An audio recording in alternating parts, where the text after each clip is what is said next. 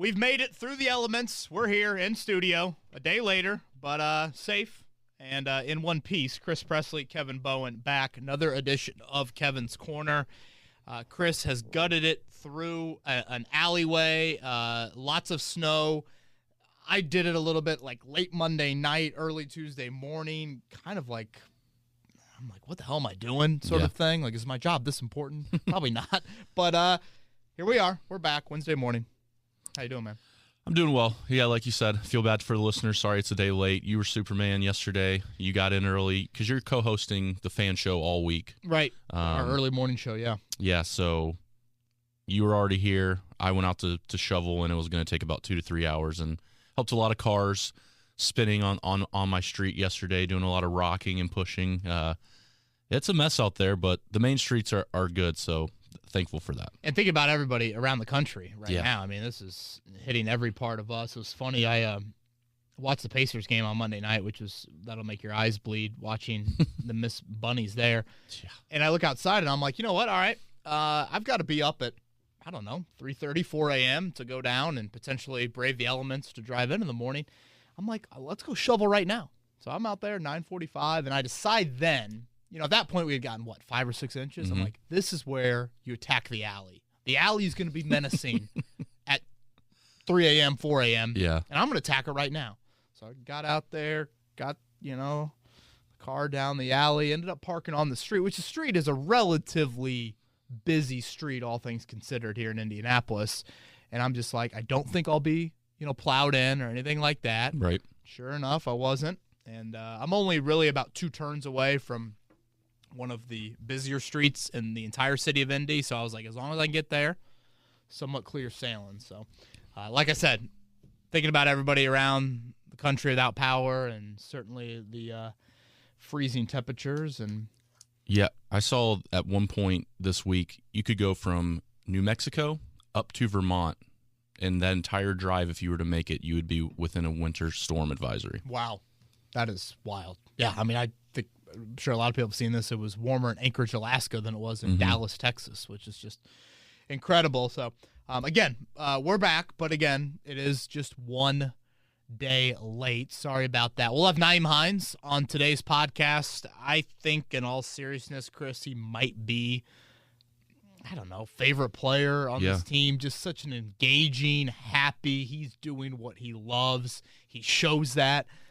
Just a ball of energy is Nyheim Hines. He's a spokesperson for muscular dystrophy in 2021, which is just an awesome thing that he's doing off the field as well. So had him on with JMV about a week or so ago, and I wanted to make sure our listeners here on the podcast heard that. So you'll hear that. You'll obviously hear Twitter questions. And then, dude, a month from today, free agency starts. March 17th. So as this Carson Wentz situation plays out, which I think it could happen really at any point, and you got to think sooner rather than later, just because there's some sort of planning to off seasons that I think need to be done for teams involved.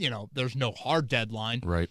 But it does seem like it's something when you get to mid to late February, that's when some of this stuff starts to really happen, and then plays out before the new league year officially begins on March 17th. So I wanted to hit on the Colts' own free agents today, and we'll certainly monitor the Wentz situation as we always do and have done for the last few podcasts. And I know we got a few Twitter questions about it as well. Yeah, we do. And I'm looking forward to that because, like you mentioned, some of the Twitter questions and a lot of the Colts Twitter just in general, you can see as this Wentz thing has started to kind of prolong, now the Colts fans are we waiting for free agency? Are we going to trade up now? So we'll get to those in Twitter questions. But like you said, Colts free agency first. Let's talk about in-house.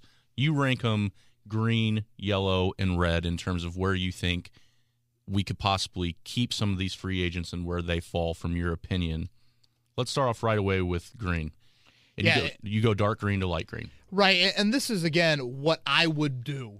Green would be heavily look to bring back. Yellow, I could go both ways. Red, obviously, no. So in the green category, I put 3 guys here, Chris. All defensive players, ironically enough. It's Xavier Rhodes, it's Al-Qadim Muhammad, and it's Danico Autry. And let me make it clear, this is what I would do, not necessarily how the market will look for some of these players, or could you go multiple ways? Yeah, but I just think from importance, I guess is really the better way to say it. I feel like these three guys have a lot of importance to the Colts compared to the rest of the free agents. Rhodes, it is going to come out of the bidding war, but I think corner really drops off in free agency in terms of the depth of that position group. You should have concerns for different reasons about a Rock Ya-Sin or a Marvell Tell or an Isaiah Rodgers. Is there talent? Is there development? Certainly. And Tell and Rodgers, they probably don't have the scar tissue that Rock has absorbed in the NFL here. But still, I don't, if you're running out three corners tomorrow, I don't know if you feel overly confident in a trio like that. So that's why I have Rhodes. Al-Quadin Muhammad, I think, is the most likely guy to be re-signed. And again, that's more of my gut talking. But I just think it makes a lot of sense. He's young, 26. Yes. Yep. He has three-down ability, and he plays with a tremendous, tremendous motor.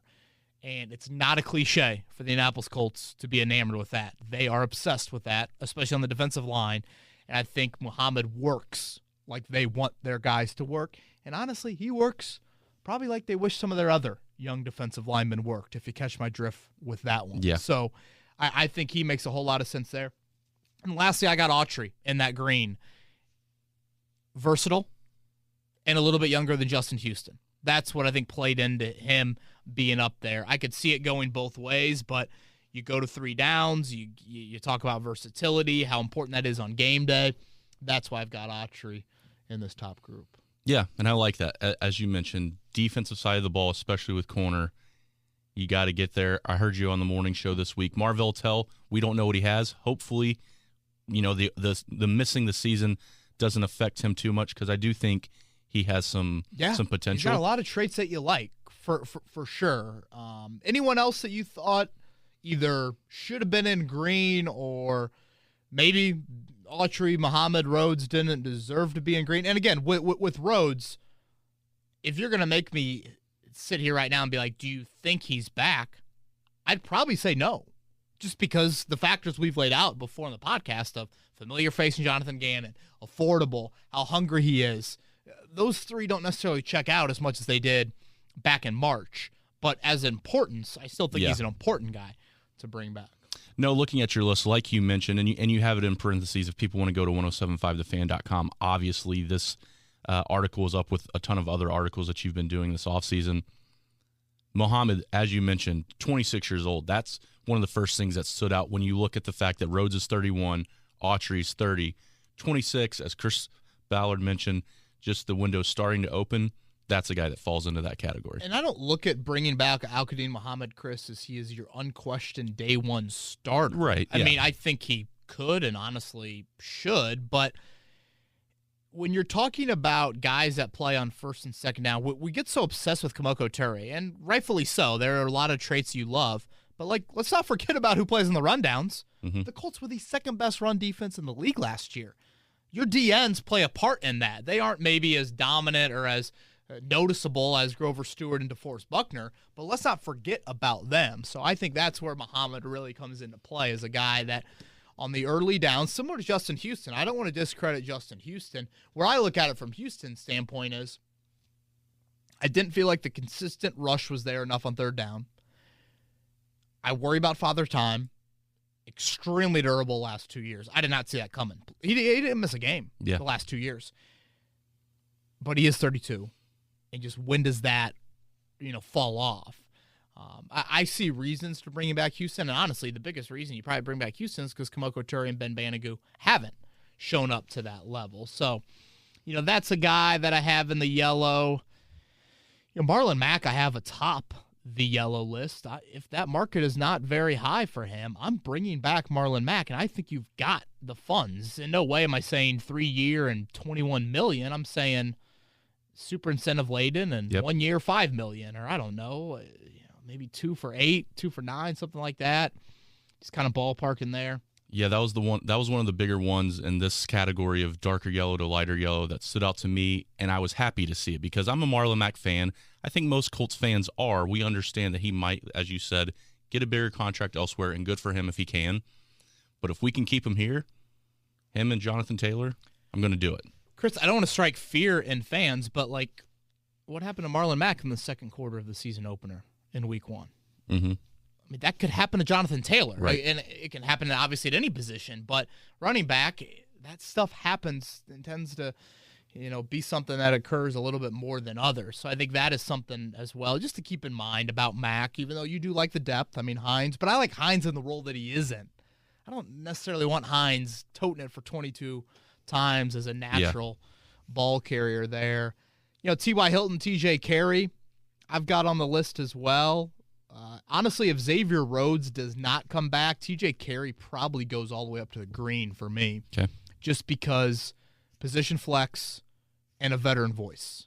I realize he's 30, and you need to acknowledge that for sure, but that is something I think to keep in mind. So yeah, the way he played for how we got him, take it every time. There's a reason why he was playing over Rock Ya-Sin late in the season there before Rock had the concussion.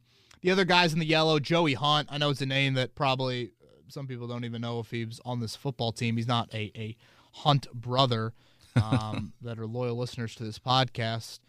But he was the guy you plugged in at left guard when Quentin Nelson moved to left tackle. So, again, something to keep in mind about, okay, we're trying to project moving forward. Yes, Danny Pinter, but if you're moving Nelson over to left tackle, now that means your interior depth needs some help there. Mm-hmm. Trey Burton, Anthony Walker. Yeah. They're also in the yellow. Then my red group, Jacoby, LaRaven Clark, Malik Hooker, Tavon Wilson, and Chaz Green round out the red group. I will say a couple things here. Jacoby, obviously, some veteran quarterback move has to happen before the draft. I would be, even though, team draft needs to be, I would say branded across my chest with how I feel about quarterback, you've got to make a veteran move at QB. Right. In the next month or so. Like, you can't go in the draft because then you're showing your entire hand. And so that's why I still think Brissett, maybe, who knows, does the market look like for quarterbacks is always a mystery. And then lastly, on the Raven Clark and Chaz Green, you just always need tackles. So if they come back and they compete for a roster spot, whoop-de-doo. In no way, shape, or form am I saying they need to be the swing tackle. They need to be the sixth offensive lineman like they were at times this season. No, especially with Clark coming off the torn Achilles, which you really feel bad for him in December. But I do look at that as upgrading at tackle, certainly starting tackle, finding one, and then upgrading with your depth at tackle needs to happen. So, but I have those two guys in red just as the point of they don't need to come back as a 53-man roster option. Got a quick question for you because God forbid we're still in the COVID situation if we get into the next football season. Luckily, some of the numbers seem to be decreasing and whatnot. But if the rosters stay expanded because of that, does that help some of these guys who are in yellow or possibly red slide back up because we'll have the expanded rosters? Yeah, that's a good question. At first, I thought you were going to go with, does that mean Jacoby could be back? Does that increase a little bit more of familiar with the system and whatnot? Which I actually think is an internal question that you have. I think roster familiarity does matter. I think familiarity just in general matters. COVID, roster expansion, sure. But I think it's just guys you trust. You threw Joey Hunt into the fire in a random game and seemed to hold up for a few snaps. Now, some of these guys I've kind of seen enough of. Clark, I've seen enough of. Even Brissett as a starter, I've seen enough of. Malik Hooker, I just feel like that's going in a different direction. Anthony Walker, what's the market look like for him? So I do think that's a decent point. It looks like the spring is going to be virtual at the very least. And certainly that would impact, and teams drafting very high of rookie quarterbacks starting. Yes. And that's a whole different layer that we do not need to be debating, 2 months out by any means. So, yeah, that is a good point. I guess one thing I feel like the next few weeks is about in the NFL, and we've already started to see some of it, is about the cap casualty guys. You're going to have trades play out. This is usually a pretty quiet time roster move-wise. The roster moves that do occur, some trades, some cap casualties, J.J. Watt, Kawan Short. We've seen that here in the past couple of days, couple of weeks. And then you will see some of your own free agents re-signed, probably more so early March, which, when you look at this list, are there any guys that the Colts don't want to get to the open market? Yeah. Oftentimes the Colts have let guys get to the open market and then still re-sign them. They want to say, all right, you think your market value is that? Go ahead. Tamper. For real. Don't just do it behind people's backs. You can go out there, talk to people, visit if you want to. I don't know if there's free agent visits, probably not, but, virtual stuff, whatever. But anybody on this list, do you look at and say, I don't want that guy testing the market? Is Al-Qadim Muhammad a guy that some team might say, oh, we feel like he could be for us what Danico Autry was for you? Autry comes here from the Raiders, a little bit of a scaled-back role, full-time, 3-year starter, pretty productive here. Maybe that's too high a praise of Al-Qadim Muhammad, but I think that's something just to keep in mind a little bit there. Yeah, one guy who luckily is not going to be a free agent, and hopefully we can sign for a bigger contract here in the upcoming years, is Nyheim Hines, who we're fortunate enough to have on the show today. We are. I hope you guys have enjoyed Jacob Eason last week, Marcus Brady 2 weeks ago, and again, this interview I did with Nyheim during, I guess it was Super Bowl week, maybe, leading into the Super Bowl week, about him being the spokesperson for muscular dystrophy in 2021, which, again, is absolutely awesome. My mom, and I mentioned this in the interview, my mom worked with kids with muscular dystrophy, and I know it's hit Naeem's family pretty directly as well. So it's great to see a guy here locally, doing this on a much grander scale than just here in the Indianapolis area. So hope you enjoyed this interview. Nyheim Hines on Kevin's Corner. Nyheim Hines, Muscular Dystrophy Association National Spokesperson for 2021. Join us now on the ride with JMV. Nyheim, that's an awesome title, man. I'm truthfully honored to be the national spokesman, the Muscular Dystrophy Association. But truthfully, it's not being named that. I plan to leave a legacy behind and do right by others and bring awareness and raise money for this as well. Now, I remember back in December you had them on your My Claws, My Cleats, right? Yes, every year, all 3 years I've done them. Have you? And is it your mom and your uncle and your grandma have all been impacted by this? Yes, and it goes farther than that. My great grandmother had it. I think somebody in each generation on my mom's side has had it. So it's been a long family fight, truthfully. I was saying before you hopped on here, my mom taught students with muscular dystrophy for several years. So as someone that, indirectly has seen what this can do, people, I just think it's absolutely awesome that you're carrying this torch, and happy for you, man. Thank you. The world needs a lot more people like your mom to not be affected by it and still help. That's amazing. So I really appreciate that. And all of us do who've been affected by it and the people living with it. Nyheim Hines, appreciate the time. Join us right here on the ride of the JMV. Third NFL season just wrapped up for you. I guess individually, Nyheim, what were you most proud of yourself in this 2020 season? Individually, I think I just played better. I ran the ball better between the tackles, and I think truthfully, I was just happy that I made the most of the opportunity. And truthfully, there's a lot of things I'm proud of for myself, but we didn't get anywhere close to winning a Super Bowl and getting close. So that's really how I feel. I'm really happy with what I've done, but obviously, personally, I feel like I need to do more to help us, win. And all of us, we need to make the plays come to us, and that's really the goal. Not really about me. It's about us, going to the Super Bowl and winning. How often have you thought about that Buffalo game? Every day I wake up, I think about it. And every day I watch the playoff games since the Buffalo game, I was thinking about how we could, possibly be there. So I'll probably think about it every day until I get to play football again. So that's what I'm going to use to motivate me. And hopefully, I think a lot of our team will use that because we were in the game and we just didn't execute some of the plays that could have turned the tide for us. And that's how I look at that. So that's probably why I've been thinking about it every day. Going back to the earlier point you were making about maybe a few more big plays in the run game, I felt like, we saw the Carolina punt returns a few years ago, but I felt like this year, specifically as a runner, you gave this team a few more explosive runs, which is something you did in college, but had been missing a little bit in the NFL. Oh, yeah, absolutely. my job entails a lot of things. Sometimes it's running the ball 10 times. Sometimes it's not getting any carries. And truthfully, my job is just to make the most of the opportunities. And I think, like I said earlier, this year I made the most of the opportunities on some of the runs I had. The past 2 years, I can't say that. There might have been something I was wrong with, a read, patience. But I think this year I really did truthfully make the most and did everything I possibly could do. And I'm going to keep doing it. I think this year I just figured out things on the offense. And, it's my third year. I think I'm just getting older and just figuring out things a little bit better. And hopefully the run game for me keeps getting better.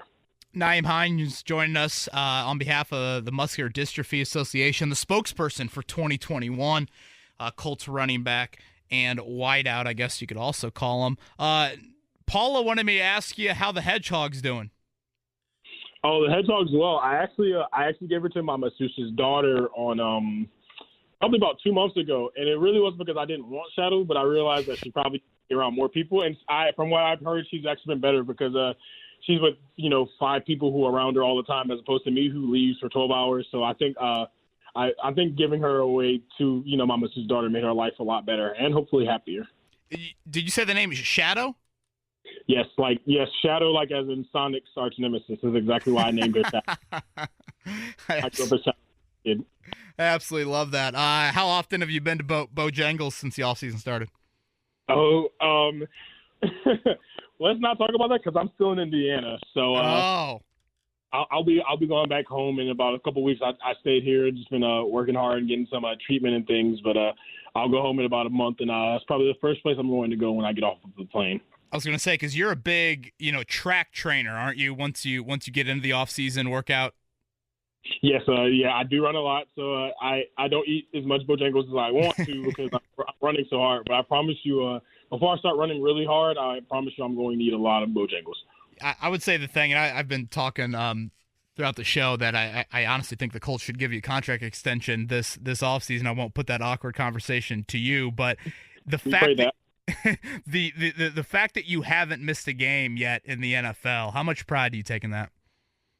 You know what? The funniest thing about that is I don't even take as much pride in that as not missing practice. I haven't missed a single practice since I've been there neither. And I think as an athlete and myself, I've done everything I can do to show that I'm dependable and I'm available. And not missing a practice, that's what I'm more excited about that because obviously the games matter, but practice is where it translates to the game. And that's how important, the reps and everything is to me. I haven't missed a practice. So I think I'm doing that, try not to miss a practice, any more practices, any games, and keep doing everything I can do to make the most of the opportunity. And I think if I do that, no matter what the contract situation is, I think it'll work out in my favor somehow.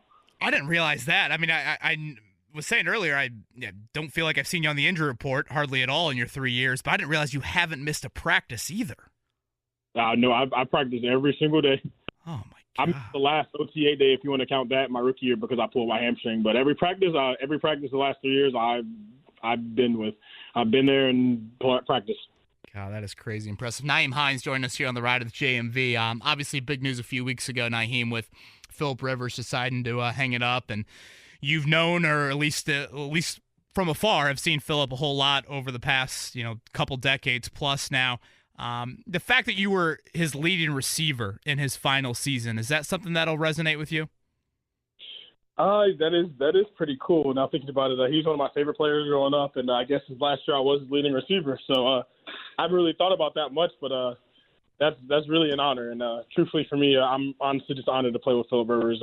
I grew up a kid from Raleigh, North Carolina, hearing about him and watching him on TV at NC State, and never thinking I would actually play with him. That was a dream come true of mine. I always wanted to play with Philip Rivers. So the fact that I could be his leading receiver his last year is a greater honor than I could ever imagine, truthfully. What will you remember the most about just watching Philip operate as a pro or as a quarterback?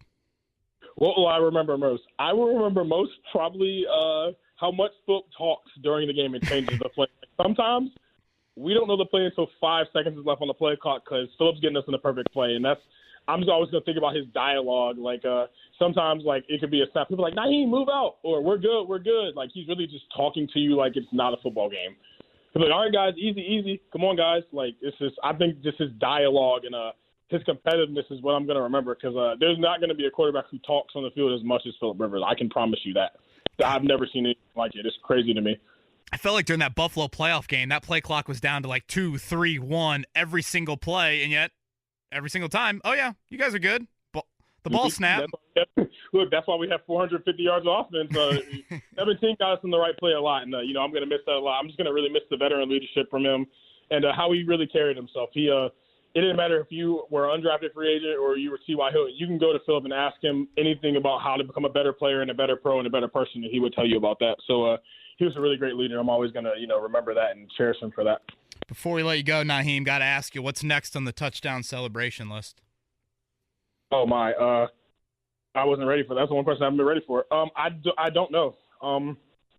Truthfully, with my touchdown celebrations, I don't think about them much. Like, I might do it, but whenever I get in the end zone, I do whatever goes into my brain. So that day I just decided to flip. Come on, you had to have thought about that one a little bit before. I said I was going to do that the first touchdown of my career, and I just always forgot because I always knew I could do the flip. But it was just that day. I'm just when it comes to celebrations and things, I'm just a sporadic person. That just that day when I got to the stadium, I said, dang, if I score today, I'm going to flip. And I was lucky enough to score twice. But I don't know. I don't know what's next. Maybe some more dancing. Hopefully not too many more flips. Well, hopefully many more trips to the end zone and for a long time to come. As I've been saying, second contract should be coming for you here shortly. Nyheim Hines, just an awesome cause. Thank you for everything you've done, not only for this community here, but I know it far outreaches just the city of Indianapolis. And stay safe and healthy during the offseason, Nyheim, and we'll hopefully see you back here in the spring. Thank you so much, and always a pleasure to talk to you guys. Can't wait to talk to you guys again. Nyheim Hines right there. You can head to mda.org to learn more about Nyheim's partnership and donate to help fund cures. Again, the spokesperson for Muscular Dystrophy Association here in 2021. And thank you again to Nyheim Hines for that interview, Chris.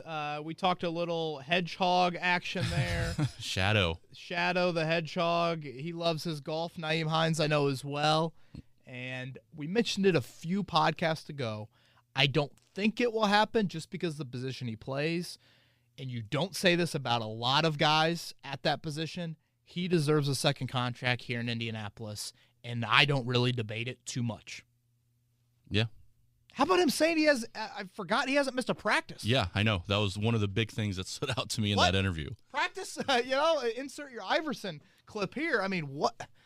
Yeah, and now that he says that, and I mentioned it to him, I'm like, I don't remember him even on the injury report. Sometimes guys still practice, yet they're on the injury report. So, final year of his contract coming up here in 2021. He's a unique player. He's a key piece in every NFL offense because of that pass-catching ability. Yep. And I do think he deserves a multi-year investment for many reasons. So, one of the good guys, great guys inside that locker room. So, hope you guys enjoyed that. Well, Kevin, let's jump into Twitter questions, and right away, let's talk to someone who might be throwing to Nyheim Hines in the near future. How about that tease from Chris Presley? Because we're already going to kick it off. Steven wants to know, what are the chances we trade for Wentz or trade up for a quarterback? Oh, so he wants to ask both. Mm-hmm. Like you trade Wentz and you trade up for a quarterback. Oof. I don't know about both. I think a trade for Carson Wentz, Chris, means that you are giving a 2-year commitment to him as your starter. Right. I should say that financially. Obviously, if he looks like 2020, then it'll be a 1-year commitment, and hell, it might not even be a 1-month commitment at that point. But let's not think there just yet. If you look at the contract, yes, he's under contract for 4 more years, and yes, at the age of 28, he offers a little bit more of a long-term view than some of these other guys that potentially are available.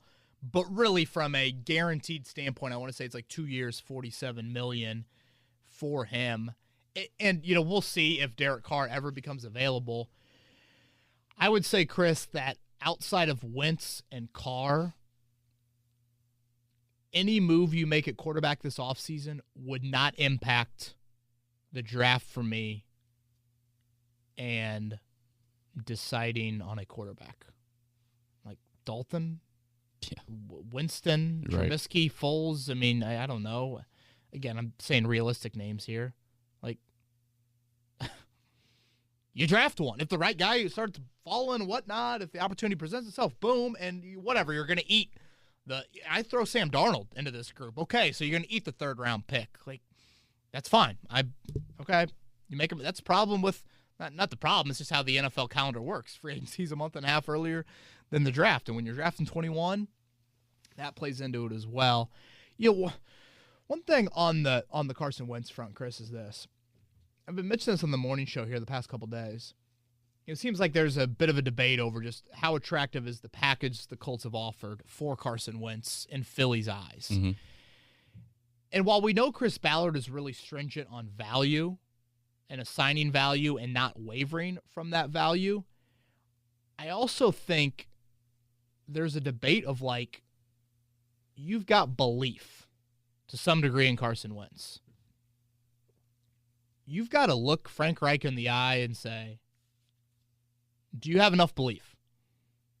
Because, like, I don't care if it's 2 seconds and a third or 2 seconds and a fourth or, like, yes, is that a difference in trade package? Sure. But no matter what, you're handing your keys to the franchise to that guy. You either believe or you don't. And clearly, the Colts don't fully believe, or else this deal would have been done seemingly a while ago. So there is skepticism. Is there reason to have skepticism? Sure. But at the end of the day, this comes down to if you like the guy and you think the guy can be your franchise quarterback, I think you sweeten it a little bit. Do you sweeten it to the point where you're sending 2 first-round picks? No. But if you believe in Carson Wentz to have some sort of resurrection project, I think you got to go ahead and pull the trigger on that. Mm-hmm. Because if you don't, or you're afraid that, no, I don't think he's worth 2 seconds and a fourth, well, he's worth 2 seconds and a third for all of a sudden you to say, no, he's not going to be our franchise quarterback, or yes, he's going to be. Like, those are 2 totally different ends of the spectrum there in how important of a decision that you are about to make. I think there's reason to worry a little bit about the mental toughness. Mental toughness is probably a harsh way to say it, but just where he's at mentally, Carson Wentz. I mean, he got kicked in the you-know-what. Yeah. And so I think that's something you have to keep in mind. But certainly Press Taylor and Frank Reich on the staff, Carson Wentz loves those guys, and I have said it long and will continue to say it. Frank Reich is obsessed with Carson Wentz. That's why the Colts continue to be in this situation. But it's like if you have skepticism, when do you back out? When do you have concern? Is Chris Ballard going to be up at night saying, man, I don't know. We sat on that for 2 or 3 weeks, and we did it, and now we've got the guy for 2 years. But is he the guy? You put that in italicized or,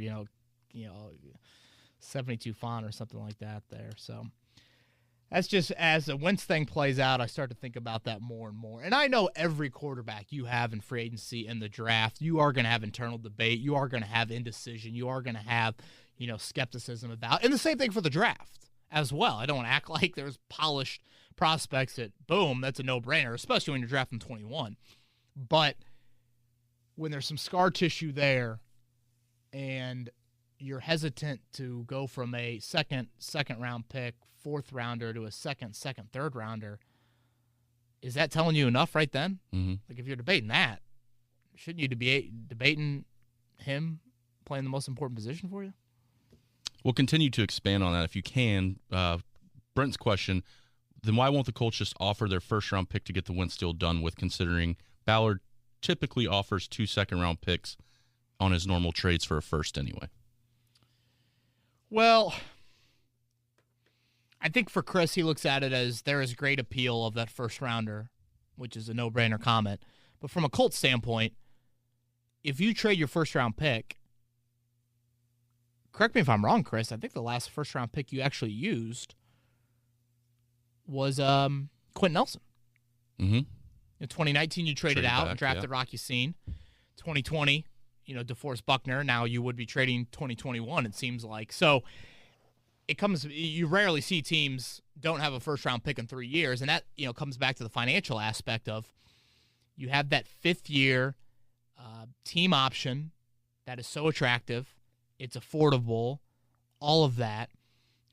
So I think that's why there is and some people will look at it the other way and see like, oh, Chris Ballard's done so well with the 2nd-round picks and whatnot. But, if you had a 5th-year team option on Braden Smith right now or Darius Leonard right now, that'd be super appealing, and you don't have to worry about that long-term deal just yet. That's why you see teams trade in the back end of the first round so often, right? Is to get that fifth-year team option. I'm interested to see just how Ballard works this because early on, as you said, he other than the Quentin Nelson, which was a no-brainer, he traded up or traded back, but then traded back again the next year, and then last year trades the first pick. So he started off kind of cautious, and then last year he went for it. This year, is he going to go for it again, or is he going to trade back? Yeah. I think it will just be very telling. Like, he plays chess matches, and I don't necessarily know what his strategy is. And we shouldn't know. Like, we really should not know how the Colts plan at quarterback, because that obviously is some leaks inside that building, and ultimately it's going to cost you potentially your ability to orchestrate something rather secretive if you're going to go down that path as well. So I think those are all things to keep in mind. This one's from Damon, said, now that he's gone, what do you think about trying to get J.J. Watt? I know he's got some injury concerns, and he isn't what he used to be, but his veteran leadership is tempting, and he's also an upgrade over Justin Houston. Thanks again, Kevin and Chris. Appreciate that, Damon. If healthy, he's without question an upgrade over Justin Houston. J.J. Watt's a pretty darn good football player still. Now, injuries, plural. Last 5 years, he's played more than 8 games, I think only twice. Can't ignore that. That's the elephant in the room. That's father time. But if that dude is healthy and putting pads on a Sunday afternoon, he still is a very disruptive football player, and he'd be even more disruptive next to DeForest Buckner and Grover Stewart than he would next to those Jekylls that Houston ran out there as a defense last year around him. Right. So I'd make a call. I'd put some interest into it. Probably sit it out, but sit it out with the notion that I believe I can do something significant in free agency at that position. If you do make the move, super incentive laden, certainly, for him to play in games. You worry maybe a little about the scheme fit. Maybe not ideal, but I still think he's a 3-down productive football player. And, his wife plays soccer for the MLS team in Chicago. I would think there's some appeal to come back to the Midwest for that reason. Obviously, JJ from here as well. So, yeah.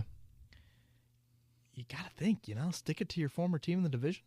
I saw he's still, as you mentioned, still top 25 in run and top 10 in pass. So pass rate? He's still got it. Oh, yeah. I mean, he's declining, but he still has something in the engine. And again, that's with getting no help, dude. He gets no help. It's no more Vince Wilfork or Jadeveon Clowney or whoever else used to play up front with him there. I know Tennessee, John Robinson said yesterday that he's reached out. So there's going to be some interest from your AFC playoff teams, NFC playoff teams, and certainly the Midwest. Right.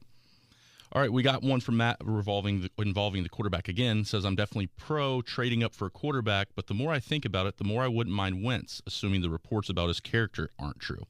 If you compare the career stats, Wentz is actually pretty close to Andrew Luck's.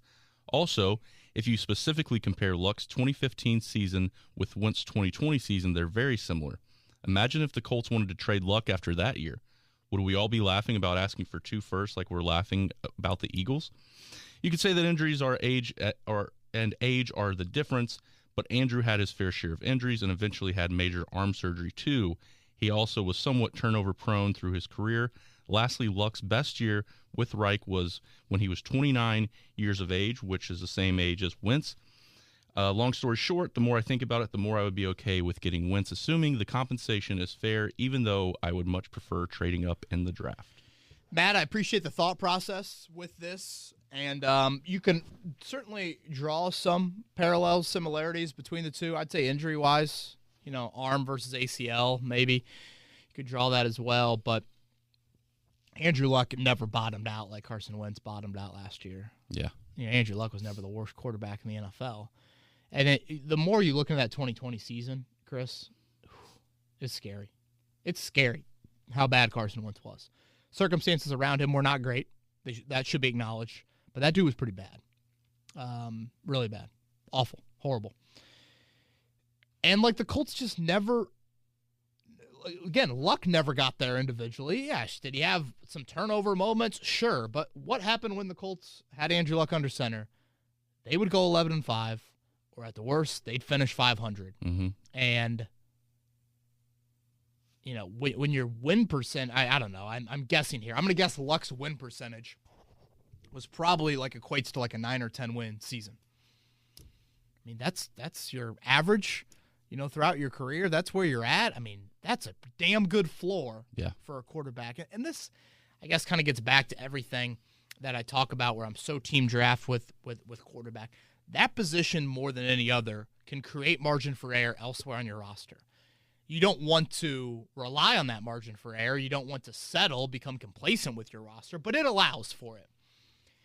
And when your floor, I mean, the Colts, 11-5, 11-5, 11-5, 8-5 in 2015. Luck was hurt for however many games that year. 8-8 the next year, and then 10-6 his final season when he was starting. So you're telling me my floor with that dude is going to be a 500 football season? Mm-hmm. And we debate how great of a roster they had around him at that point. We don't debate that maybe as much now with the Colts' current makeup. So, Matt, I hear you out. There are some similarities. Andrew Luck never received an MVP vote in any of his years of playing. Carson Wentz, I don't know if he received any MVP votes in 2017, but he certainly was playing like that until he tore his ACL. But the bottoming out, I mean, Luck was never at the level that Carson was at last year. Yeah, because think about it. People say, we're a Super Bowl caliber team. We're right there, but we just need a quarterback, a wide receiver, and defensive end. Well, those are pretty big freaking pieces that you need, other than saying we're a Super Bowl caliber team. We have a quarterback. We need a cornerback, a defensive end, and a wide receiver. Like having the quarterback mask, like you said, a lot of pieces. It does. Makes you sleep a lot better at night. Makes you use your resources in much more efficient ways than – because I fully acknowledge if you're going to make some big move to trade up and draft a quarterback, you're not going to be able to cross off some of those other needs that you just laid out there as well. So, yeah. Chuck writes in and says, since the cap is going down this year, does it make sense to draft a quarterback for the Colts? That wouldn't be a reason for me, Chuck, and kind of drawing a line in the sand where I'm at, but it's certainly a nice benefit. Really, to be honest with you, no matter the year, no matter the cap situation, a rookie contract quarterback really helps you out. Mm-hmm. That's a big benefit. Part of my goal with this podcast, I've been so team draft and I remain so team draft. Each week, I want to come at it from a different reason why I'm so team draft. I don't want to just be super redundant in what I'm saying. I think another reason why I remain this way, Chris, is when you look back, and I guess we're on a bit of an Andrew Luck Colts 10-year flashback. Let's look at where the injury started. It's a Week 3 game down in Tennessee. You're 0-2. Luck, Philip Dorsett, huge comeback win. Luck hurts his shoulder in that game. He misses the next 2 weeks, and the injuries snowball from there. So at that point, you had just gone to the AFC title game. Had those 3 straight 11-5 seasons. So many people thought the Colts were a Super Bowl favorite in 2015. And you look at it since then, the Colts have not had the same starting quarterback in consecutive seasons. And I guess we should say for at least half the games. Luck had his injury issues in 2015. But, Luck plays, 7 games in 2015, plays a ton in 2016. Then the shoulder surgery, so it's Brissett in 2017. Luck comes back in 2018, obviously shocks the world and retires in 2019. And then, boom, you have to have Phillip Rivers in tow for 2020. During that span, you haven't won a division title, and you've won 1 playoff game. And the quarterback position has been a bit of a revolving door. I don't think that is any secret. Those are exact parallel situations. And this is where I disagree with what Chris Ballard says. Chris Ballard stresses it's not about one player.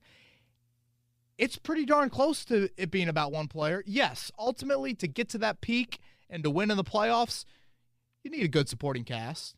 But if you want to get to a level where you're either winning multiple playoff games again as a franchise over a 6-year span, or winning more division titles, or any division titles, I guess I should say, you got to have that guy. Mm-hmm. And when you start looking at around the league, AFC South-wise, every other team has won a division title in that span. I think 20-some teams in the league have won a division title since the Colts last did. Over 20 teams in the league have won multiple playoff games since the Colts last did.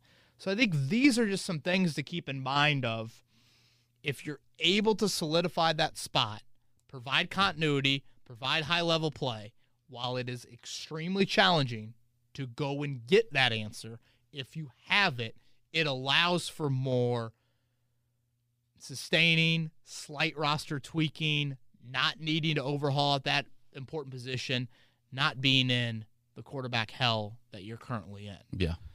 So that adds to the why I'm so team draft, why I'm a believer in that, why we'll have a tattoo parlor set up that we can all get that branded on our bodies at some point in this offseason, along with Chris's Buffalo Bills tattoo that he will be getting.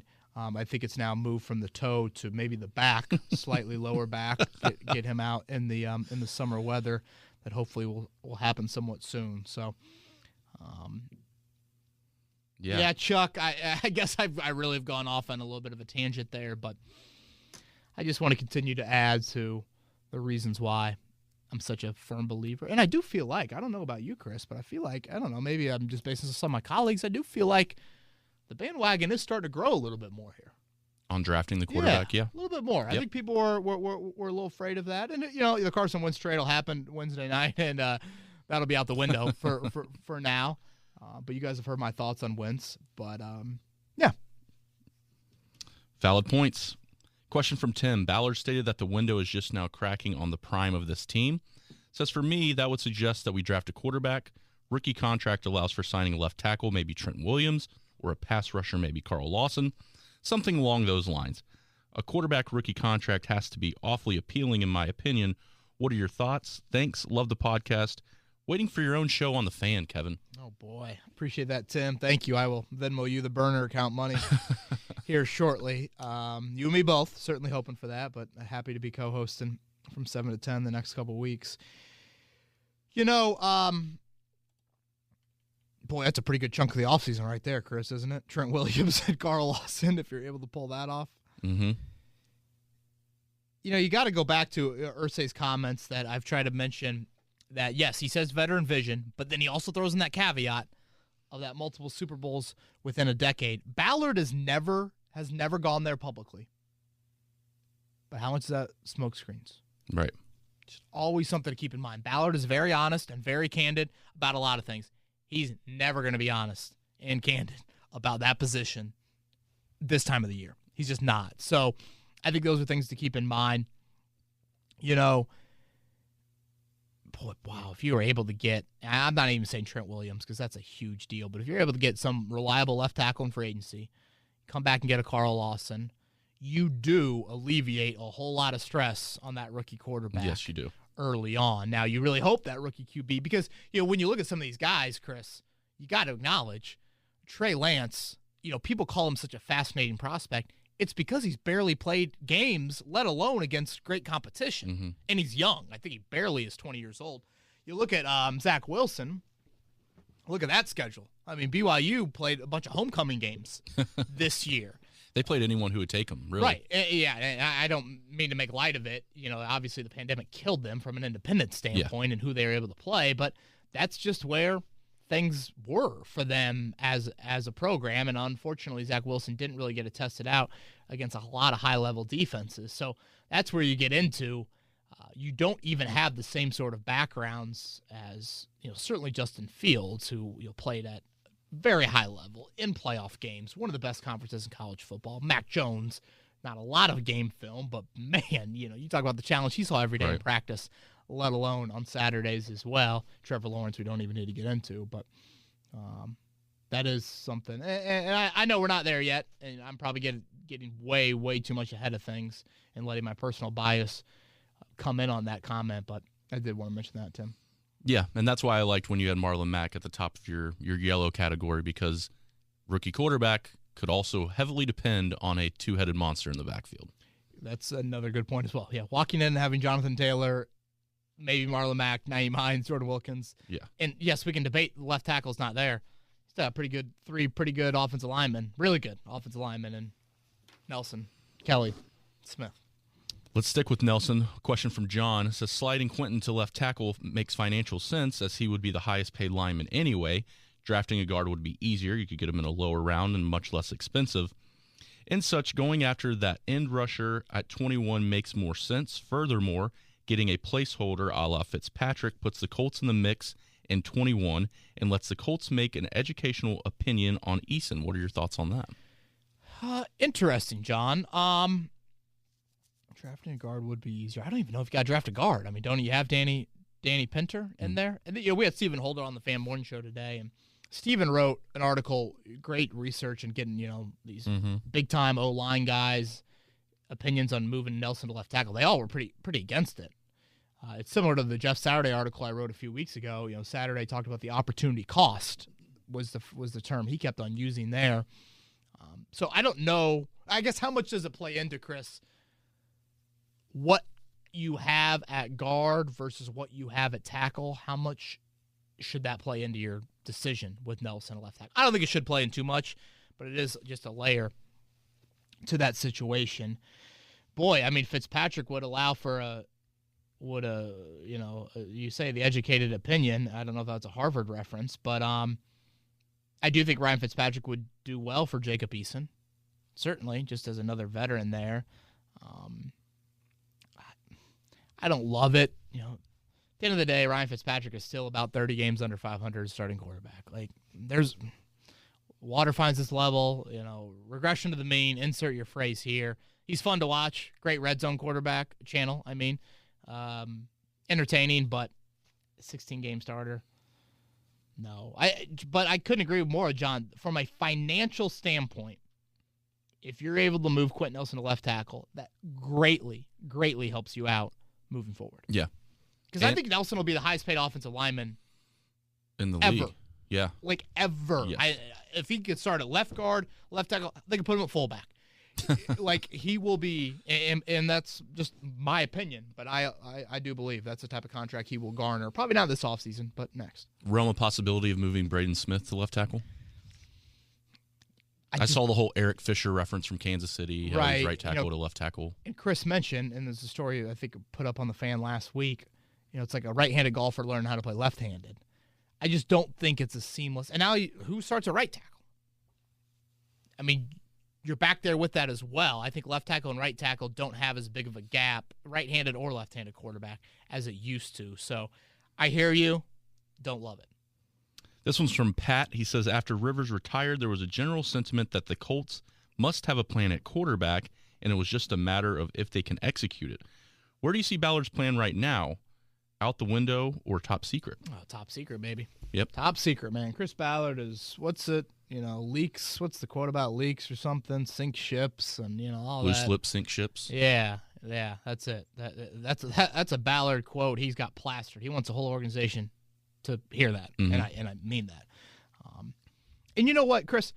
You can have a plan, but unless it's a free agent like Phillip Rivers and the agent is telling you, oh, yeah, my client, we are tampering, and my client will come to you, you got no idea. Your plan can go off the rails, and agents, they got their own agendas.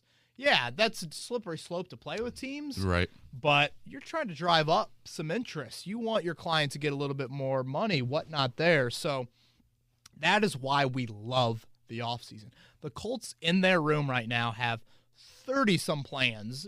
I don't know, 300. They have a ton of plans drawn up, backup plans, possibilities, this, that. They don't even know.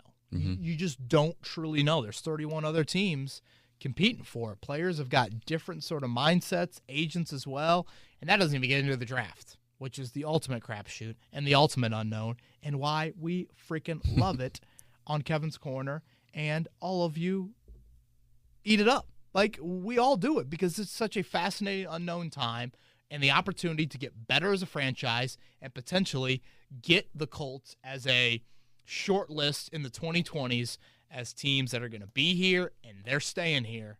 That's what makes it so exciting. And I will continue to say it. Fans can look at this as uneasy and they want action. Why is this quarterback drama, playing out as long as it has? I look at it as pure excitement because the opportunity is there to greatly impact these important positions. And if you get it right, you're going to be winning a whole lot. Yeah. Wasn't it Gruden and the Raiders that he was telling different scouts and things he was misleading them to see what would leak out to his own scouts. Yeah. Yeah. And then was like, yeah, guess what? You're not in the room on draft night. You can stay home. Thank you. That's a great point. It's a great point to make. That sounds stressful to execute that and whatnot. But, yeah, it sounds like a scene in a movie. You're going to leak something, and then it's going to get back to you, and you're going to have the sayonara.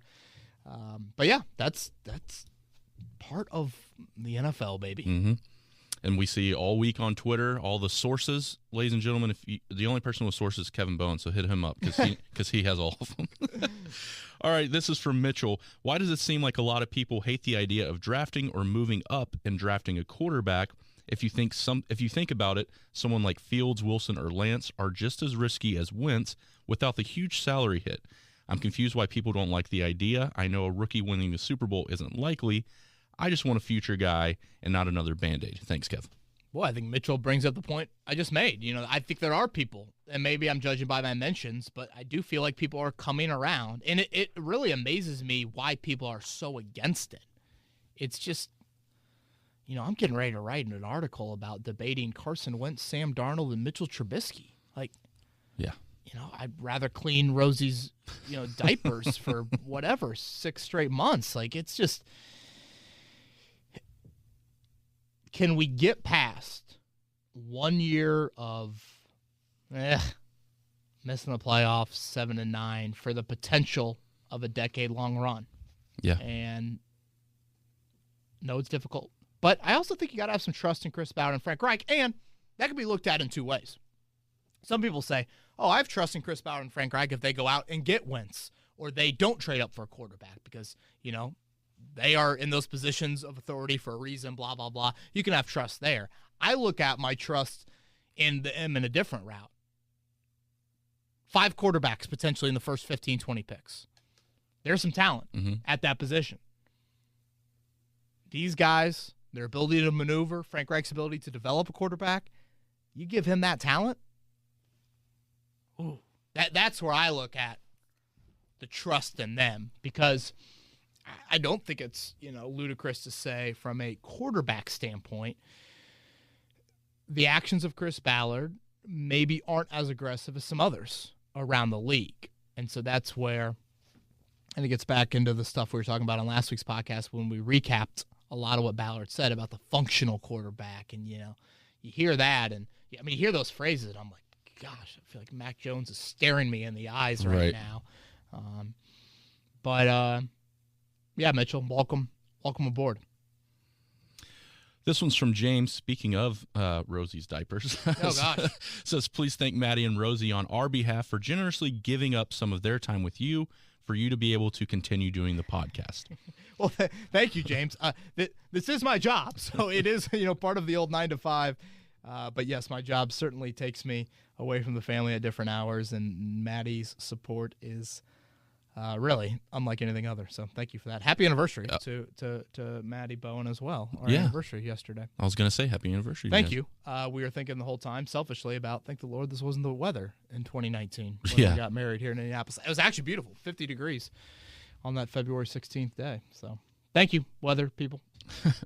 Continuing on, he says, you help many of us get through our week with your thoughts and insight. On to my question.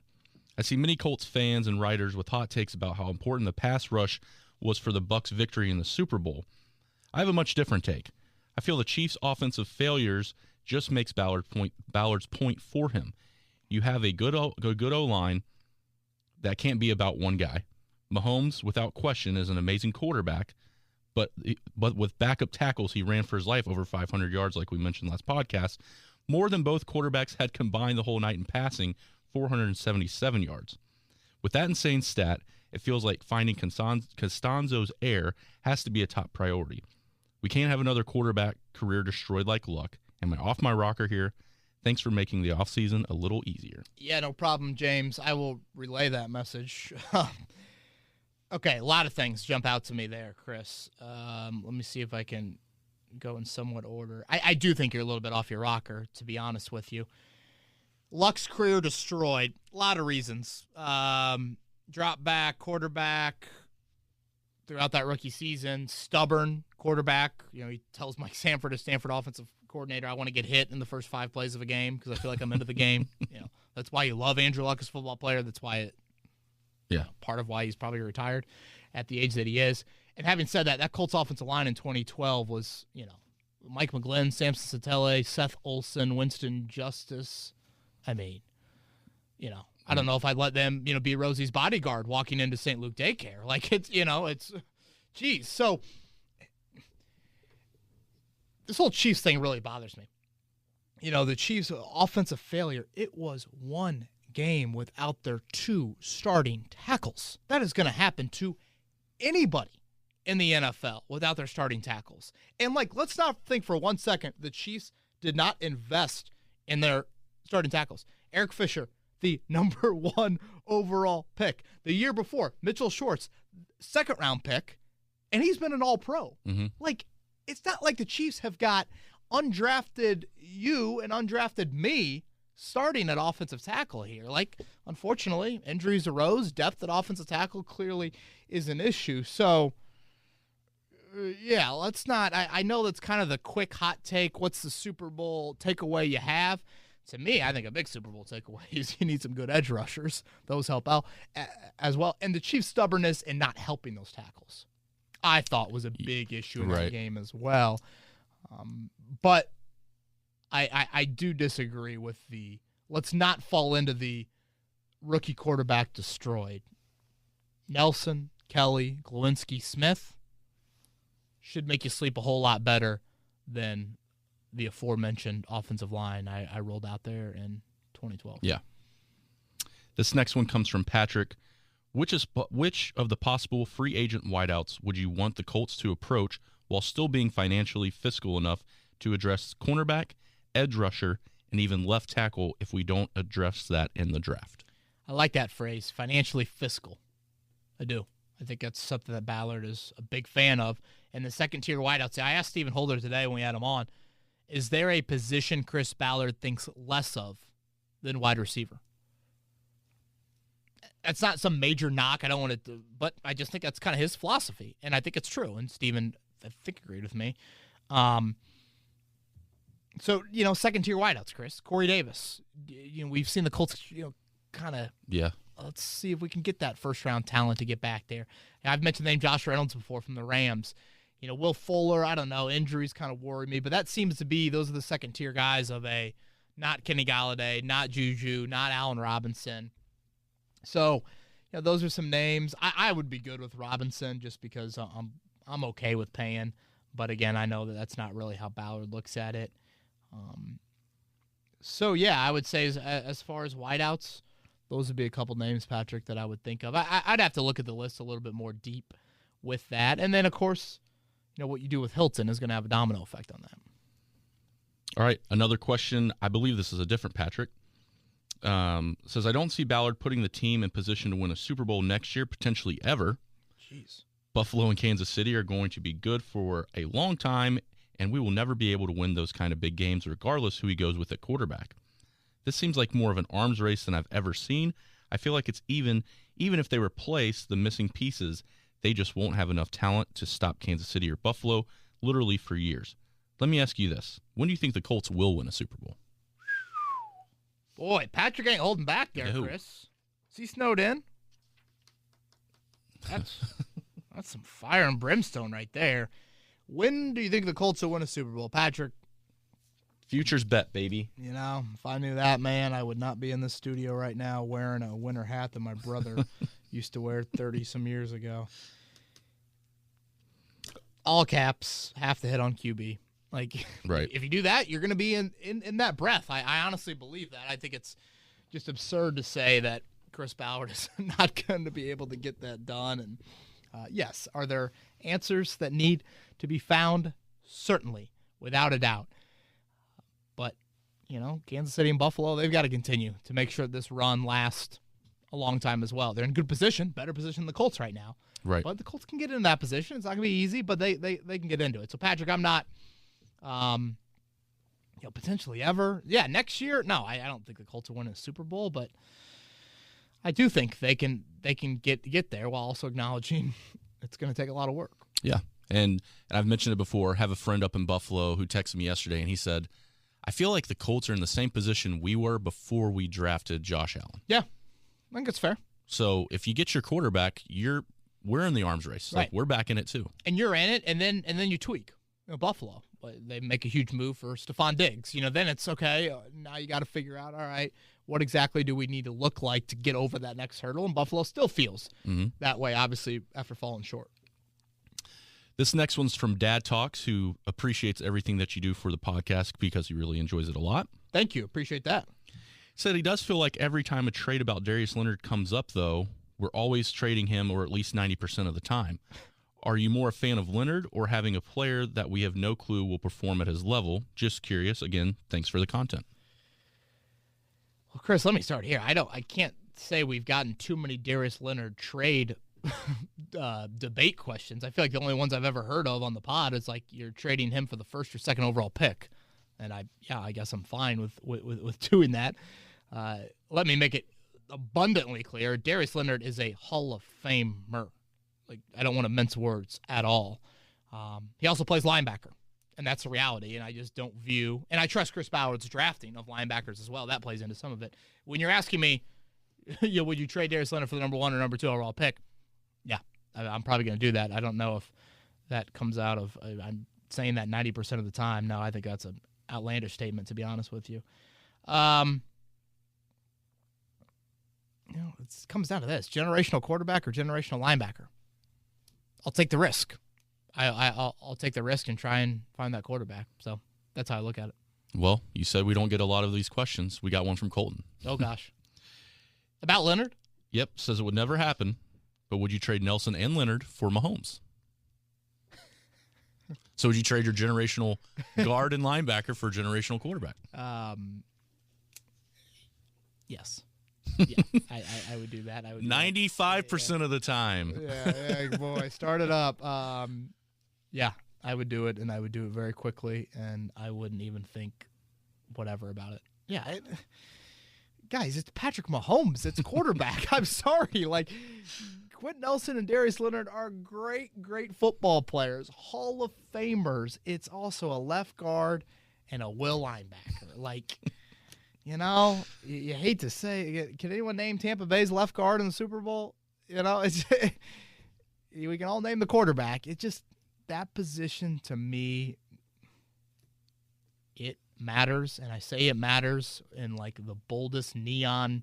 You're bowling at whatever it's called when they turn off the lights. Yep. Disco bowling or whatever the hell it's called. Yeah. Hell yes. All right, hypothetical coming to you from Tom. By the way, Chris, remember when we were talking last week about that Paris Campbell route against the Colts cornerback? I couldn't think of his name. Yep. Our guy, 1924, mentioned Jalen Collins.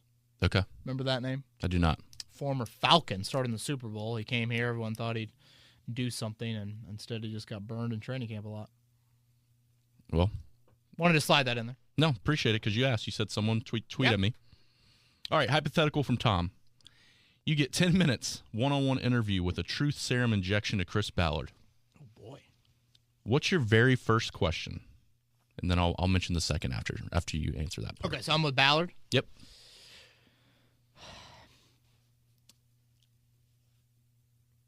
It's probably obvious, but how effing mad are you at Andrew Luck? Mm-hmm. Yep. And more just like, how did all that play out? Walk me through it. Walk me through your disbelief. Any inkling? What'd you think when you went to the Netherlands? What'd you think, and this is before you got here, that he pushed off surgery for a year? Do you think with the snowboarding thing, like all that stuff, like that's what I'd want the truth serum for. Yeah, I don't think there's like heavily debated. I am a sucker for like all the draft stuff. Like, I knows.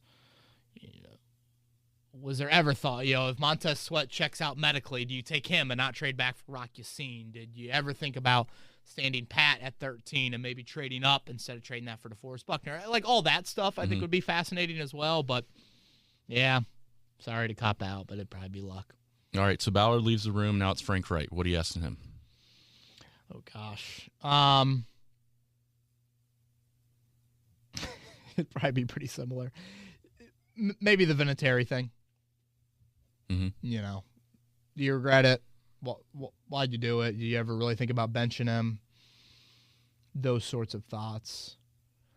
Similar to like Bowed at the draft, you obviously think about Reich and play calls a whole lot. It's fascinating to think how one play call can totally change a game, a season, a lifetime, a legacy, all of that. So, yeah, that would be there. All right, and then last one, Jimmy with the Colts. What are you going to ask Mr. Irsay? Jimmy made us in the sales, or are we going Jimmy Irsay? Man. I do think the whole move to Indianapolis is pretty wild. I have heard some pretty crazy behind-the-scenes stories about that, and so I do think that'd be fun to get him on the record about, I guess it all revolves around this, but, Peyton to Luck, that dilemma, how serious was that if it's 2011 and it's Cam Newton number 1 overall, if it's 2013 and it's Eric Fisher number 1 overall, does that change your mind at all? I think those would be some questions there. I'd have to think on that. Irsay, it's a lot more. I mean, how close were you to moving a franchise, if ever, non-1984 division, with other points of, did you ever think about moving it? So, boy, Tom, that's a good one. Man. Yeah, makes you think. Yeah, true serum would be important. This question comes from Tanner. What percentage would you put on actually drafting at 21 overall? Says, I just feel like we're either going to shop that pick for a player or move up. Is that the vibe you're getting? Vibe too early, Tanner, on that. Board has to fall, really, I think, on draft night. You rarely see teams move before the draft. That doesn't happen too often. Mm-hmm. Sometimes, right before free agency. But percentage I put the Colts actually drafting 21 overall, let's go 56%. Okay. 56%. I'd be curious. I don't know. Probably only degenerates would know that if you could bet on that right now. This one's from Shav. Do you think Eason will have an effect on where the Colts draft a quarterback if they do draft one? If they don't think anything of Eason, they could pick a quarterback in the first round, but if they think he has some promise, then a left tackle could be picked with the first pick, and then a quarterback some rounds after that. I know free agency is another option for both positions, but like you said, it's a Band-Aid move. Thank you, and I hope the 2021 is off to a good start for the Bowens and Chris. Thank you. I appreciate that. Yeah, 2021 off to a pretty solid start. No real complaints. And plus, if I bitched and moaned, you guys would probably be like, "This podcast sucks," and stop listening. Eason impact on a first round pick? Mm-hmm. Zero impact whatsoever. I also believe this, Chris. I think once you get past the first round, some people have asked me about some of the other quarterbacks in this draft. Kellen Mond, Kyle Trask, homeboy from Stanford, name escapes me right now, Mills, I think, or something like that. I almost think it's a waste. Like, you did draft Eason for a reason. So I think when you get past the first round, you get past the first 5 or 6 quarterbacks, didn't you already draft like the 7th best quarterback last year? Hell, Eason was probably better than that. Like the 5th or 6th best quarterback. I don't need to draft the 7th or 8th in this draft class, even though it is a better QB class. I still think that if I'm going to make a quarterback move, it's got to be early. And I don't want to sit here and be like, sometimes the board, and I do say in recent years it's gone this way where you have to get to like the top 5 to get the quarterback. I'll also sit here and say this, Chris. Watson, Mahomes, they weren't the first quarterback taken in their draft. Josh Allen, he was the 3rd quarterback. Lamar Jackson, he wasn't top 3 or 4 last year. Even Herbert. So I don't want to act like you got to get to 1 overall. You got to get to 2 overall. Yeah, sometimes you got to get high just because that's how the trade-ups happen. But I also sit here and just be like, unless I'm getting one of those top 3 or 4 QBs in this draft class, I don't think I need to get the 6th or 7th guy. Yeah. Because I do want to develop Eason to a degree there. But I also say that with the caveat of Jacob Eason was drafted 122 overall. 31 teams passed on him multiple times for 3 rounds, and he never put on his jersey last season. So I don't look at that as like that all of a sudden lessens quarterback need or anything like that. I think it lessens it for me once you get past the premium level of that position. Kevin John wants to know if you've heard any buzz about bringing Trey Burton back this offseason. If we let him walk, do you think a Jonnu Smith is a reasonable free agent target Given Frank's scheme of frequently calls for 2 tight ends, says it seems to me like we need more help in the red zone than help getting to the red zone. Yeah, I do like the name Jonnu Smith, John. Thank you for that question. I could see Trey Burton back. I do think Ballard appreciated his time here a little bit more. He was skeptical, injury-wise, of Trey Burton. I would have liked to have seen a little bit more out of Burton. I thought at times, pretty good. Other times, ugh, oh yeah, the guy is 30. He has battled some injuries. We got free agency watch articles up on the website. We started them, I think it was last week, maybe 2 weeks ago. We're going to have them, all of them. There's, 14, 15 of them this year, and we'll continue to have them. So check that out. There's an article up on Burton on the side specifically for him. I probably like drafting a tight end a little bit more, Chris, but Jonnu Smith is still young, and I do feel like he's had some nice moments in the league. All right, this question comes from Will, and it's a multi-part question, so get ready for this. Strap in. Because Ballard's calling you, and he wants to know what you're doing at quarterback, Kevin. Okay, wow. Number 1, Wentz, variability in what you would give up in trade, big cap hit. 2, variability in trade, $9 million hit to the cap, could deny a 5th-year option, move on, or franchise tag in 2022. 3. Wait. So these are all options? Yes. Okay, so you got Carson Wentz, you said 1. Wentz, 2, you got 2, Darnold. Okay. 3, trade up for Fields. 4, trade up for Wilson. 5, trade up for Lance. 6, hello, Jacob Eason. 7, go with a less mobile guy in Mac Jones or Trask, later in the first round or a second-round pick. Jacoby, and never mind. So he wants me to rank those? Yep. Or which one would you do? Yeah. Well, wow, that's a fascinating question. Thank you, Will. That's tremendous. I am very curious how high those trade-ups would be for some of those guys. I'd go Fields 1, Wilson 2. I'd probably put Wentz 3. Okay. I am a believer Frank Reich can get that figured out to a degree. Trey Lance would be very close on the heels of that as well. That move would be 4. Let's go Eason next at 5. Sam Darnold 6. And, the less mobile guys would be pretty far down the list. The whole Darnold thing, I don't know how much we've talked about Darnold, Chris.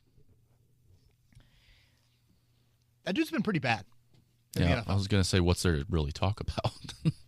I don't know. I feel like people talk about it. And I think people talk about it more for Will, saying the trade aspect. You aren't giving up the Wentz thing. It is the rookie contract. You do have the 5th-year team option. Fine and well.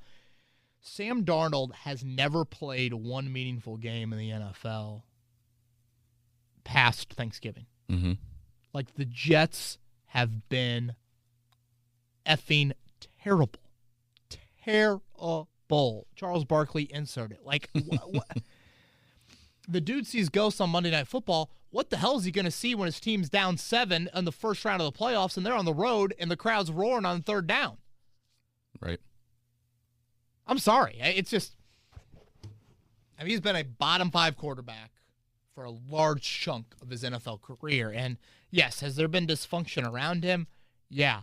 But man, that's a whole lot of skepticism there. Sure, you're not giving up a whole lot, but if you're trading for him, you're committing to him as your starter for some time, I would think. But yeah, man, I don't know. And again, that's probably some of my bias watching Darnold in college a little bit. And still, I just think that dude's been really, really bad. Yeah. Like, to me, it's, you can compare Wentz and Darnold because it's a trade package, but you can't compare them on the field.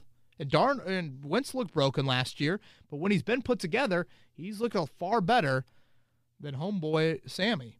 So, I don't know. Maybe I'm way off of that, but those are my thoughts. No, because I think if he's like an 8-8 or a little higher than 500 quarterback, you're talking about most improved player, comeback player of the year type worthy. Yeah, and it just worries me about, like, how much are you getting down in games? How much are you getting down record-wise? And you're just kind of backdooring your way into some stats. Like, his stats aren't horrific. But, man, team success and him being a big part of that, I haven't seen it. Hey, he did have that great game against the Colts his rookie year. This is true. Okay, 4 more here for the podcast. This one's from Trevor. The Buckner trade seems successful thus far. Do you think Ballard would consider trading our first-round pick again for a player at the premium position such as left tackle or wide receiver? Well, let's start there. Premium position left tackle, yes. Premium position wide receiver, not in Chris Ballard's eyes. I don't think that. The only thing I worry about there, Trevor, is just the contractual stuff. Again, another year, not a first-round pick, not having that favorable rookie deal for one of your supposedly better players, things like that. But, yeah, I mean, I think you definitely pondered the idea. Edge rusher, I throw in there. I do think that's more premium than wide receiver. But ultimately, I don't think it gets done. This one's from Isaac. Although the loss to the Bills hurt, as we heard Nyheim Hines saying he still thinks about it daily, the rookies got really good experience and looked pretty dang good against a legit defense and offense. Who was your biggest surprise? On limited snaps, Isaiah Rodgers looked good to him.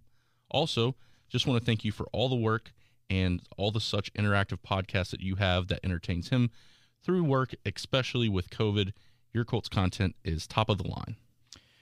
Wow, I appreciate that, Isaac. That really means a lot. And I will say, I think I speak for Chris and I, it's been fun during this year just to bring you this sort of content, because it is a break of so much of the reality, unfortunately, that we're currently living in. Yeah, I would say rookie surprise, Isaiah Rodgers. You know, I'd have to go back and, recap maybe some of the draft pick film that I watched back over the spring and summer, but I really liked Isaiah Rodgers. I saw some Kenny Moore competitive nature, small school. That ball comes and you want that ball. He's got a little dog to him. I could see him being a great kind of defender, point guard. Oh, yeah. On the basketball floor. Obviously, the speed we saw speaks for itself. But, yeah, I'd say Isaiah Rodgers. There's not a lot of rookies under the radar because, outside of the big three, none of them really played a whole lot. So, but, yeah, Rodgers is a name that I'm definitely watching come spring and camp. Kevin, Gary needs you to be his therapist. Oh, gosh. And tell him that we're bringing T.Y. Hilton back next season. Also, share with him a favorite T.Y. Hilton moment. Obvious choices for him, the mask at Houston, or check that, all the games at Houston. Love the Rockabye Baby celebration as well. And any insight to what he's like on a personal level. I forgot about the Rockabye Baby. That was the baby was born that morning, right? Yep. Early, I don't even think he slept. He just went right to the field. Yeah, helped the year playing Jacksonville at home. But yeah, Gary, I guess I don't have a therapy background by any means, all as much as my wife probably wishes I did. Yes, I could see T.Y. come back. Yeah, I think it's a definite possibility. No slam dunk, but I put him as a guy that could definitely come back. So that's where we're at there. My favorite T.Y. moment, yeah, obviously the clown mask. Okay, a couple stand out to me. The Kansas City playoff game, I don't know. I think that play is the iconic play of him just getting behind the defense. Right. What a strike by Luck. And really that comeback was complete at that point. You need one more stop defensively. I'm trying to think of who that corner was in coverage. I think it was like Jacob Lacey no, not Jacob Lacey. It was Josh Gordy or some random corner in coverage on that fourth down to ice it. But obviously that one will be on any highlight reel, any tribute video. I think there's a couple others specifically in Houston, as you mentioned. Thursday nighter when they won with Hasselbeck at quarterback. Third down, I think after the 2-minute warning, Colts are backed up. Hasselbeck wants to take a chance. He trusts T.Y. And that's just the fun part about other quarterbacks not named Luck having that faith in T.Y. Down the sideline, anti-Chuck Pagano type of play call. Boom, you hit it. Game's over. T.Y., chirping to his own bench about here I do it again. And then the other game, this was either the 2018 regular season game, Chris, in Houston, which you needed to kind of get in the postseason, you felt like, or the playoff game. I forget which one it was, also in Houston. That would have been the Clown Mouse game, I guess. I think it was regular season one, where Luck and Hilton, you close that game by throwing it. And Frank Reich loves doing that. But it was here's our Mariano Rivera connection. Let's go. I know that it says run the clock and blah, blah, blah, this and that. No. We're going to win this game by throwing the football because those are our best players. Players over plays. And Hilton did that. And so those are a couple that stand out to me. I'm sure I'm forgetting some games. He ran away from the Verrett guy here at Lucas Oil for the game winner against the Chargers. the Browns 2-point conversion. I think his shoe fell off, and he caught one there. So those are all. As far as his personal level, his laugh is one of the more contagious laughs you'll ever hear. It's funny, you always know when he's in the locker room. It's just that cackle that he brings, and those wideouts really make him laugh. And they all have over the years. Chester Rogers, Moncrief, to even the present-day guys. He was pretty stoic in interviews. He doesn't give you a whole lot, but again, I do think there is a love for the game. Yes. That he certainly has. And I've never ran into him in public, but it sounds like people that have. I know his son, plays various sports around here locally. They say he is just a great dad to watch, interact, cheer, all those things. So T.Y. he's a good one.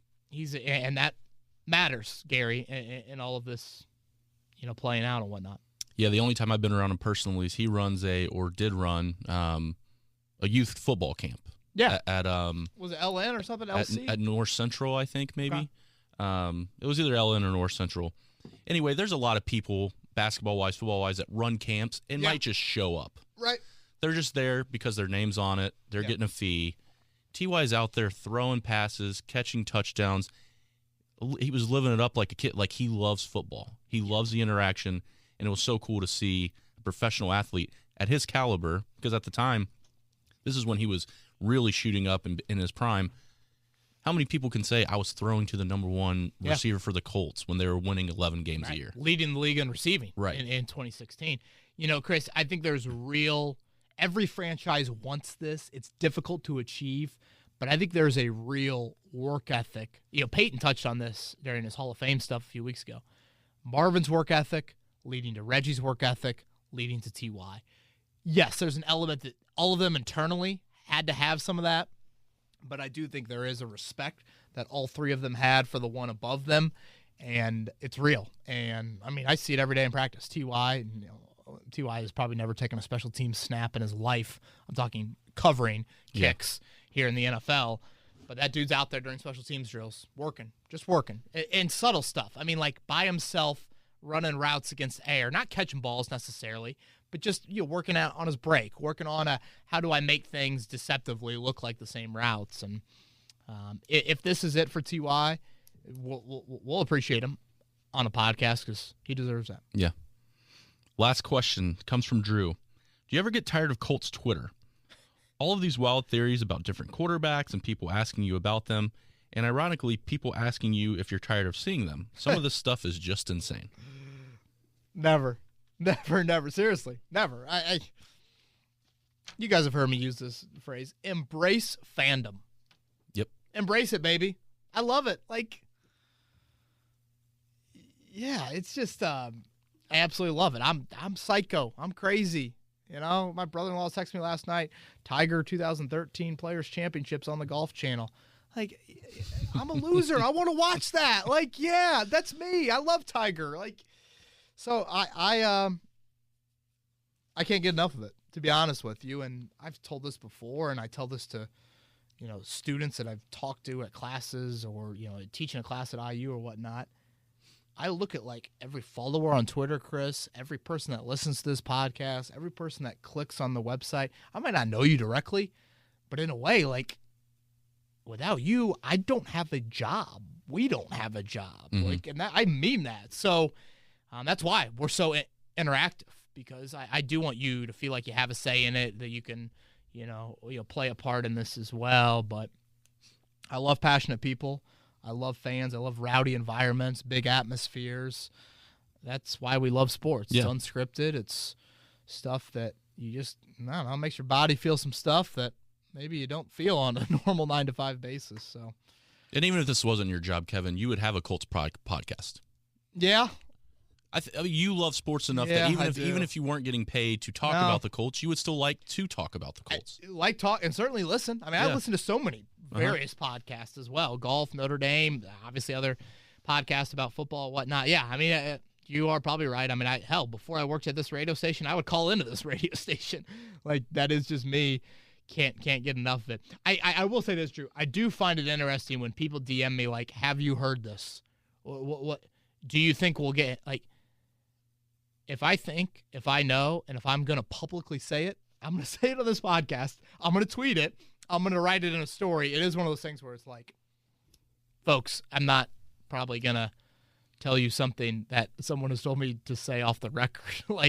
It's if I'm going to say it and I'm allowed to say it, it'll come we have various platforms here. 107.5 The Fan and articles, K-Bone 1070 Twitter, YouTube, podcasts, the whole shebang. So embrace fandom, people. It's glorious. Speaking of fandom, we're going to tease it again, and you can touch on this if you want. Coming up in Canton, obviously Peyton Manning was inducted. Congratulations to him. Yes, sir. There will be a contest. We're working with Canton, Ohio right now.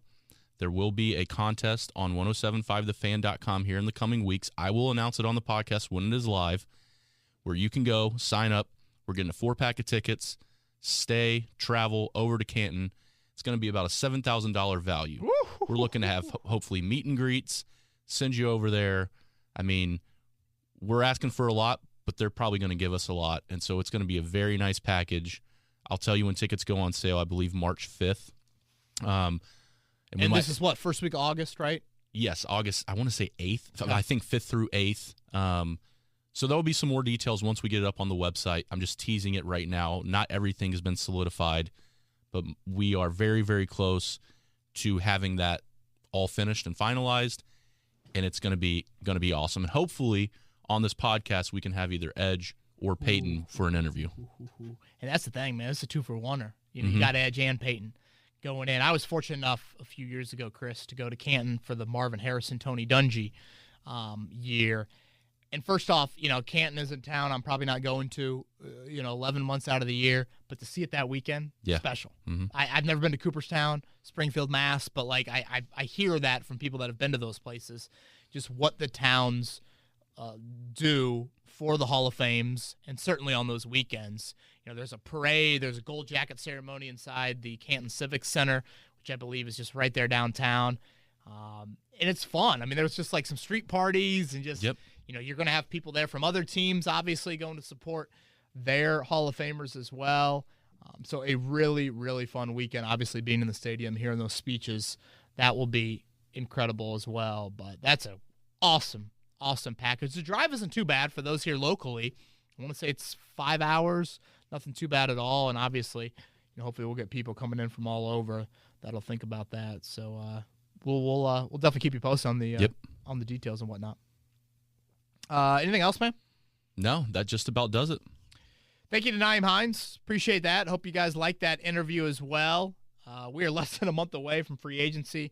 We'll continue to break that down as we get closer. I know a lot of people have asked me about, okay, when are we going to get in the nitty-gritty of the draft? When are we going to get in the nitty-gritty of some prospects? I'm hoping to have a couple guests on as well, draft-related. Probably wait on that a little bit till after free agency. We still got time, late March, early April. I still want to do some homework on that before we certainly get much, much deeper into that. So everybody stay safe.